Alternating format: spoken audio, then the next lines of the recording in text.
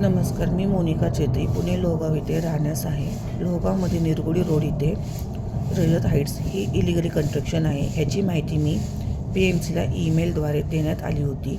6 September 2024 रोजी ह्या illegal construction व त्याच्या मालकांविरुद्ध 6 सप्टेंबर रोजी 2024ला पुणे विमानतळ पोलीस स्टेशनला त्यांच्या विरोधात गुन्हा दाखल होतो व FIR करण्यात येते.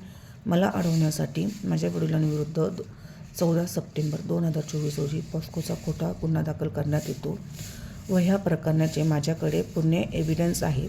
हे सुद्धा मी पोलिसांना वारंवार सांगत असूनसुद्धा पोलीस प्रशासनाकडून मला काही मदत भेटत नाही व गेल्या 2 महिन्यापासून कोर्टामध्ये मॅजिस्ट्रेट ऑफिसलासुद्धा FIRची कॉपी आम्हाला अवेलेबल करून देण्यात आलेली नाही.